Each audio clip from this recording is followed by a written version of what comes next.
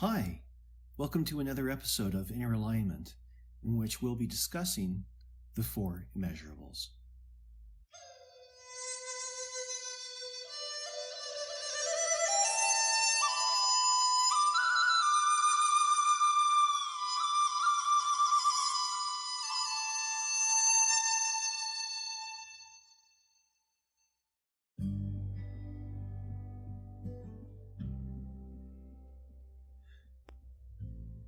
Before we get started, let me thank you for being here with me.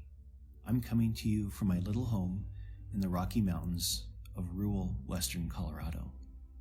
I don't claim to be anything but a regular man, and certainly not an audio engineer.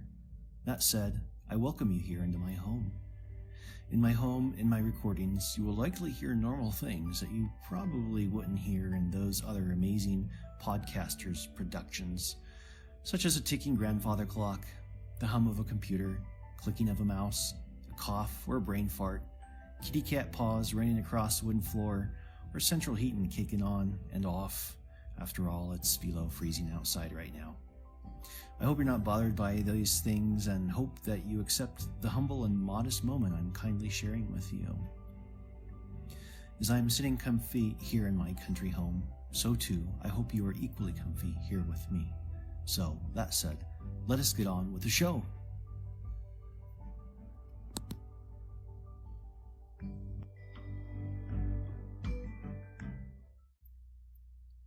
Buddhism has a wonderful way of categorizing things, sometimes even to the nth degree.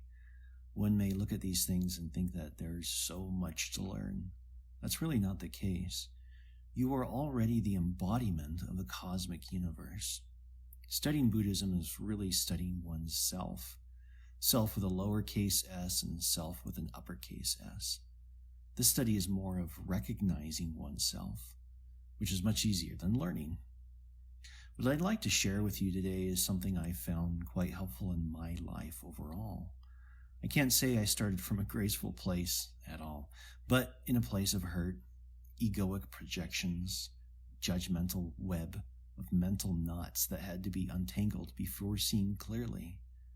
My relationship with people was one area that I had to restructure.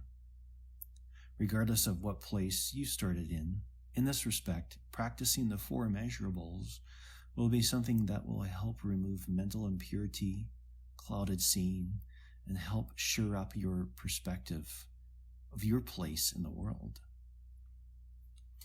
This practice is not only a mental one, but has metaphysical and spiritual reward in it as well. Not only do I guarantee positive results if one practices this earnestly, but the clarity one can gain from this helps to create a doorway into what in yoga is known as Christ consciousness. Clearing mental blockages allows the highest vibration of cosmic unity to flow through you.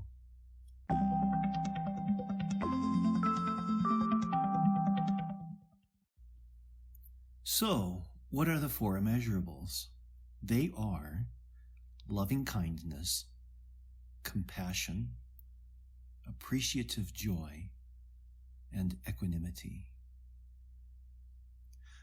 Cultivating these wholesome attitudes, one will gradually remove a handful of opposing mental and emotional obstructions such as jealousy, desire, to name a few.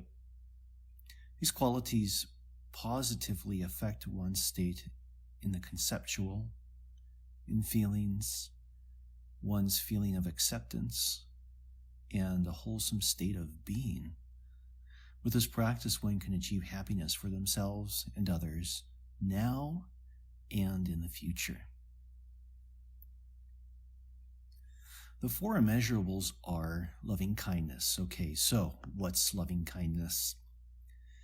Loving kindness is the wish that all sentient beings, without exception, be happy. This is like the feeling of a mother, the feeling a mother has for a newborn, wishes of good health, good friends, intelligence, and success in all his attempts. This meditation expands this feeling to all the world. Loving kindness counters ill will. The next one is compassion. Okay, what's compassion? Compassion is the wish for all sentient beings to be free from suffering. This is the sharing in the pain and suffering of others. Compassion counters cruelty. The next one is appreciative joy. The wholesome attitude of rejoicing in the happiness and virtues of all sentient beings. It counters jealousy and makes people less self-centered. The last one is equanimity. The attitude of regarding all sentient beings as equal, including yourself, irrespective of their respective relationships to oneself. This counters clinging and aversion. One's friends and relatives in this life may have been one's enemies in past lives, or vice versa. There's a lot that can be said from that. So those are the four immeasurables. Now to get on with the practice. All these things must transcend the personal state to the world to become a sublime state and become the Four Immeasurables. The way I learned this practice was to manifest these four immeasurables in 9 exponential stages, or 5 groups. Those are myself, parents, brothers, sisters, relatives, friends, enemies, all the people in my country, and finally, all the people in the world.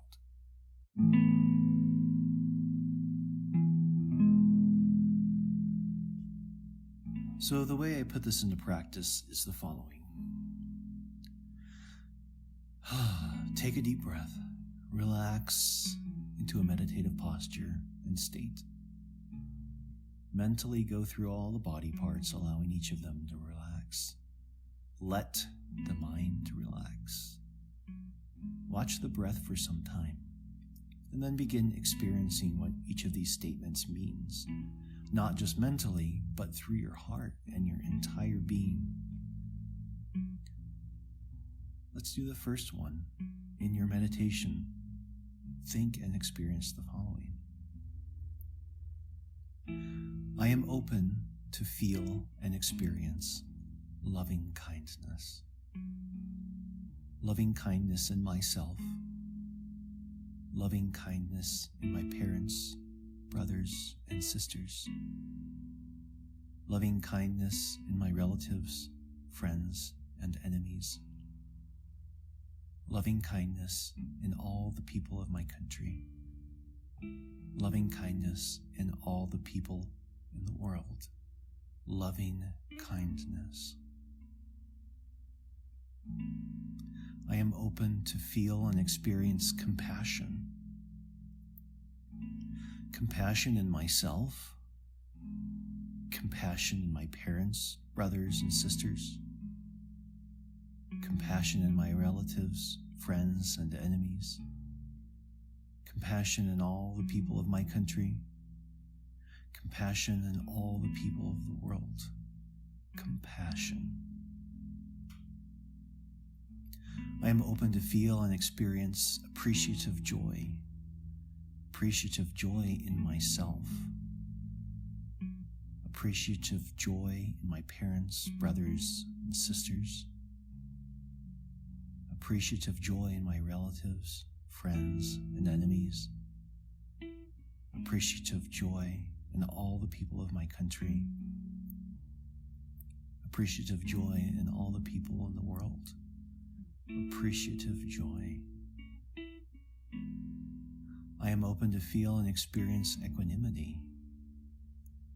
Equanimity in myself, equanimity in my parents, brothers, and sisters, equanimity in my relatives, friends, enemies, equanimity in all the people of my country, equanimity in all the people of the world, equanimity. Which each of us feel an expansive quality of yourself. expanding the quality from yourself to the whole world.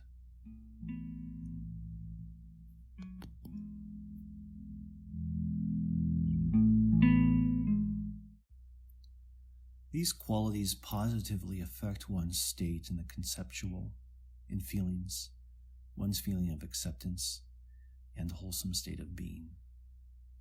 As you go through this practice, there might be a group of people which resonate with you, not just in a loving way, that's good, but in resistance as well. This is good too. You might recognize that because continuing this practice will soften that resistance and smooth out the positive quality of these immeasurables to all. If you notice continuing resistance towards a certain group or person, afterwards you might want to do a special meditation on that person. It might be a friend, a relative, neighbor, politician. There's a big topic for today. Really try expanding yourself to those people. To really open oneself and express fullest love and well-being to that person can be trying, in that you are breaking a barrier the ego has laid. In breaking that barrier, you may feel uncomfortable or even angry or tense. Feel this and feel it wholly. This is your crucifixion, your cause of breaking down barriers for the greater good of sharing love and blessings to all. One little note I might add, if you're already a yogi or a Buddhist, a meditator, and you have beads, you can practice the Four Immeasurables on each bead of your bead bracelet there. That's something that kind of helps you keep track if you need to, or you can just do it countless times, 108 times for each of these. Imagine that.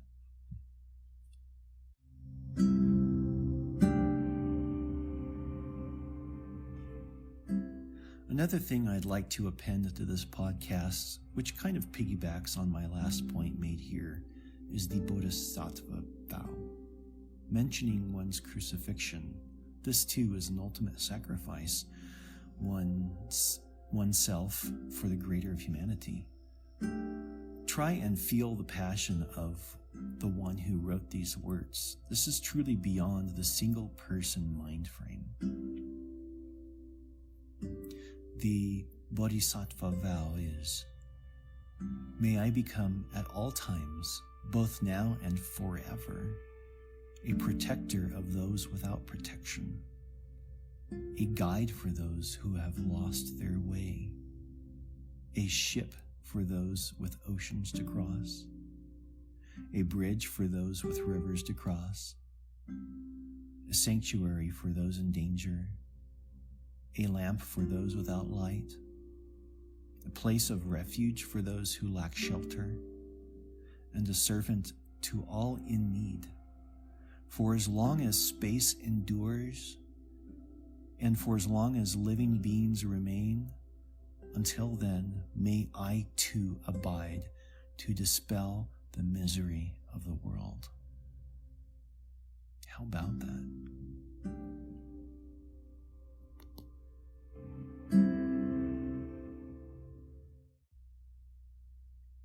Well, I hope that you've found this helpful.